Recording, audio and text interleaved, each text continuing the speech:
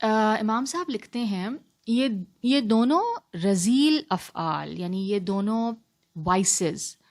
یہ بھی شیطان کے دو اہم دروازے ہیں، کیونکہ بخل اور کنجوسی اور فقر یعنی غربت کا جو خوف ہے انسان کو راہ خدا میں خرچ کرنے اور صدقہ کرنے سے منع کرتا ہے، روکتا ہے، اور ذخیرہ اندوزی کرنے، یعنی آپ کیا کرتے ہیں، ذخیرہ اندوزی کا کیا مطلب ہے، یعنی آپ ضرورت سے زیادہ مال جمع کرتے ہیں اور خزانے بھرنے کی ترغیب دیتا ہے اور دردناک عذاب کی طرف بلاتا ہے، اور مال جمع کرنے والوں کے لیے اسی دردناک عذاب کا وعدہ ہے، جیسا کہ قرآن عزیز نے بیان فرمایا ہے۔ سورہ التوبہ کی آیت نمبر 33 اور 34، 33 اینڈ 34 دیکھ لیتے ہیں۔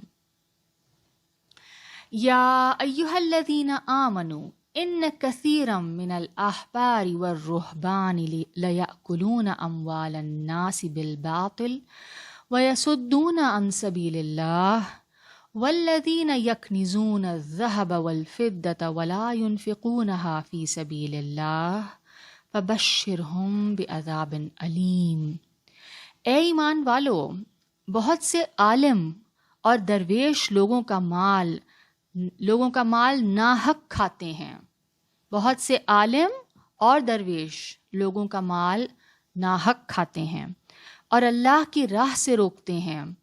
اور جو لوگ سونا اور چاندی جمع کرتے ہیں اور اسے اللہ کی راہ میں خرچ نہیں کرتے، ہورڈ کرتے ہیں، ٹھیک ہے، جمع کرتے ہیں اس کو، انہیں دردناک عذاب کی خوشخبری سنا دیجیے۔ یعنی ان کے پاس بہت زیادہ مال ہے بٹ وہ مزید مال جمع کرتے جاتے ہیں، کیونکہ یہ ایک جو مائنڈ سیٹ ہے نا، یہ مائزلینس کا، جو کنجوسی کا جو ایک ذہن بن جاتا ہے، اس میں انسان کے پاس جتنا بھی ہو اسے کم لگتا ہے، اور اس کا فوکس کیا ہوتا ہے، صرف جمع کرنے پہ، وہ اس کو اپنے لیے بھی شاید استعمال نہ کرے،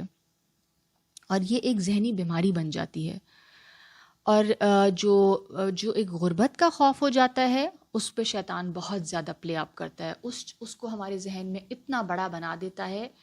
کہ وہ خوف ہمیں کیا کر دیتا ہے، وہ ہمیں کسی بھی اچھے کام میں، کسی بھی اچھے مصرف میں صدقہ کرنے سے روک دیتا ہے۔ نہیں، شاید تمہیں ضرورت پڑ جائے، اپنے لیے رکھو، بچوں کو ضرورت پڑ جائے، چاہے اس کے پاس اس کی اگلی 7 نسلوں کے لیے مال ہو، لیکن یہ تھاٹ جب اس کے ذہن پہ حاوی ہو جائے، یہ غربت کا، فقر کا خوف، یہ اس کو کہیں کا نہیں چھوڑتا، یہ مال اس کو خرچ کرنے ہی نہیں دیتا۔ حضرت سفیان ثوری رحمۃ اللہ علیہ فرماتے ہیں کہ شیطان کے پاس فقر کے خوف یعنی غربت کے خوف جیسا مؤثر ہتھیار کوئی نہیں ہے، کیونکہ جب انسان اس سے یہ خوف قبول کر لے تو انسان باطل کاموں میں خرچ کرنا شروع ہو جاتا ہے، حق بات سے رک جاتا ہے، خواہشات نفس کے مطابق کلام کرتا ہے، اور اپنے پروردگار کے ساتھ بدگمانی رکھنے کا جرم کرنے لگتا ہے۔ یعنی اس کا اپنے رب کے ساتھ کیا گمان ہو جاتا ہے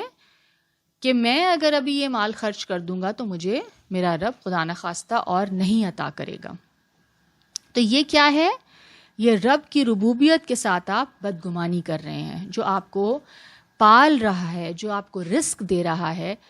ابھی تک جس نے رزق دیا کیا وہ بعد میں نہیں دے گا؟